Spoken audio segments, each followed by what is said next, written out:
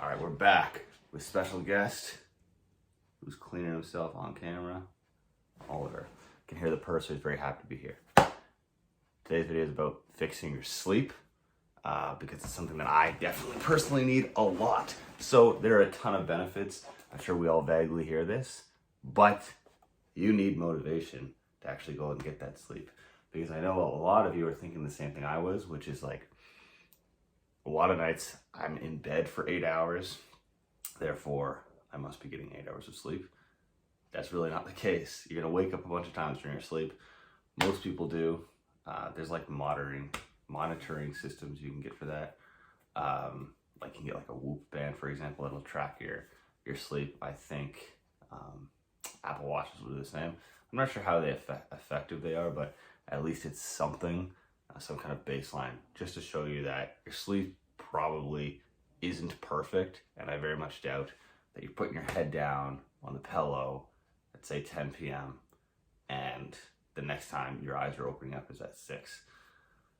So it's probably not happening. So you're gonna get interrupted sleep, which means you probably need to be in bed more than the 8 hours. And the time that you are in bed, you can't be staring at your phone and all this stuff, right? So anyway, we know a little bit about how to get better sleep, the importance of getting better sleep, the fact that you don't already have good sleep, but now why should you? So we'll jump right into that. First one, and if you're like a younger person watching this video, you're probably not too worried about heart disease, but it is going to be something that's a bigger deal as you grow older.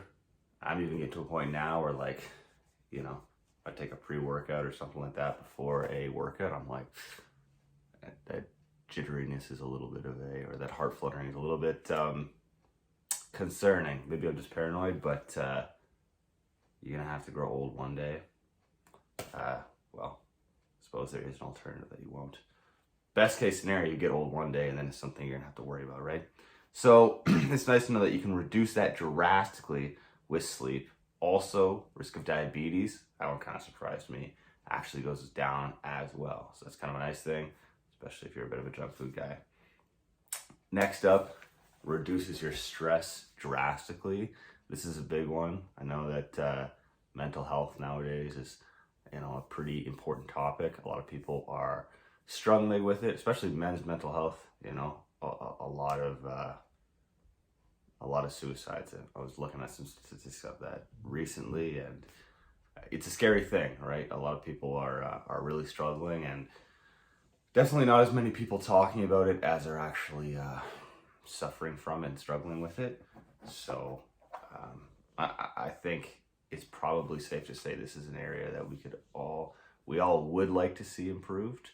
It's nice to know that even just with a couple extra hours sleep, you can drastically even just change your perception of every situation that you come into, right? Sometimes life feels like it's absolutely against you. You know, like today, for example, I didn't get a lot of sleep last night. I'll be honest, every little thing that pops up is substantially more irritating than it would be on like a weeknight where I'm actually getting good sleep. So definitely something to check out. Maintaining healthy weight.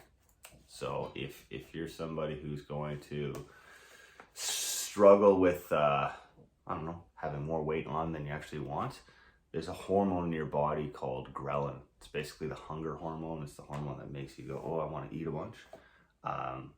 That is increased if you don't get enough sleep. And then there's leptin, which is the hormone that's going to tell you, hey, you've had enough. You're not going to get enough of that if you're not getting enough sleep. So in theory, this doesn't have to actually result in weight gain for you. Maybe you just have amazing self-discipline and you can walk around with the hunger hormones screaming at you saying you need to eat and you still don't eat more. But honestly, just for the ease of your own life, I would say if you're a person who needs to or wants to lose a couple pounds, then, you know, why would you put yourself into a position where your brain's screaming at you saying you need to eat more food? Then your diet or your meal plan or whatever allots for you to have. So it's gonna help you a lot if you want to do that. Kind of along the same vein, be gains, just actually like your ability to build muscle as well. When you're breaking your muscles down, that's what working out is, right? Every repetition you do, of course, you're pumping blood into the muscle, but you're also tearing the the muscle down, the whole way that you actually gain muscle later is in the recovery phase. It's not when you're breaking down. You break it down so that it can recover and get stronger. If it's not recovering properly, then why are you putting in all this work, right? So sleep is one of the most effective ways that you can actually do that, right?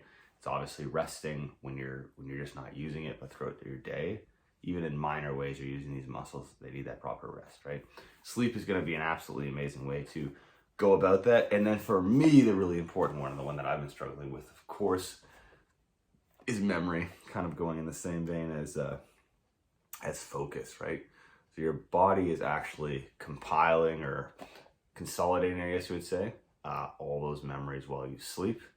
So it's definitely, if memory is something that you're struggling with, and it's something that I'm struggling with a lot, you can fix that by starting to get more proper sleep, right? Higher quality sleep, and the appropriate hours as well, right? So those are just some things I looked into a little bit today, just as a motivation, right? You already knew you needed to get more sleep. You already knew the quality of your sleep needed to be better, but hopefully these are a couple of reasons that just help motivate you to actually take that knowledge and put it into action.